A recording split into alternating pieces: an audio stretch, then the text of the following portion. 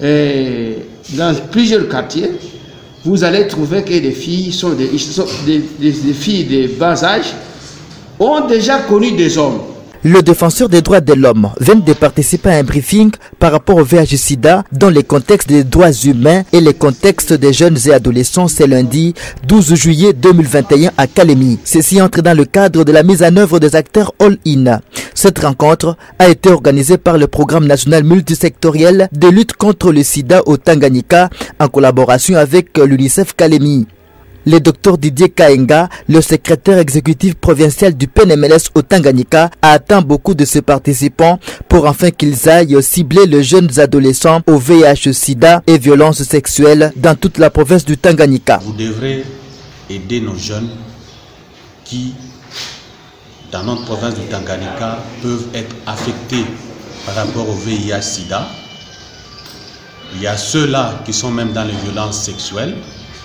Vous, en tant qu'acteur de la justice, vous devrez accompagner ces jeunes. En fait, ces jeunes âgés de 10 à 24 ans dans notre province du Tanganyika sont la plupart atteints par le VIH-Sida.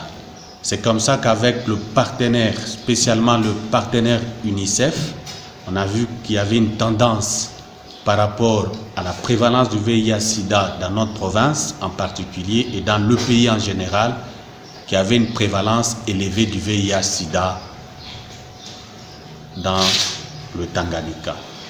Et cette prévalence chez les jeunes a fait en sorte que le partenaire et le PNMLS organisent des ateliers, des formations, des briefings pour que ces jeunes trouvent solution à leurs problèmes.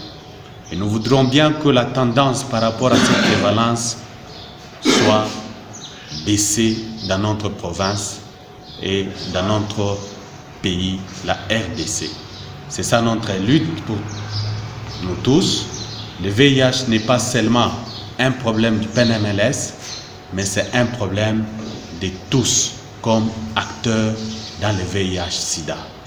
Plusieurs modules ont tourné tout autour du VIH-Sida en touchant les droits humains et les contextes des jeunes et adolescents. Vers la fin du rencontre de ces jours, un des participants nous donne son point de vue. La toute première des choses que nous venons d'apprendre ici et pour aller distribuer à la population de la province, c'est qu'il est primordialement important de connaître son état stérologique ou sérologique. Donc c'est très important.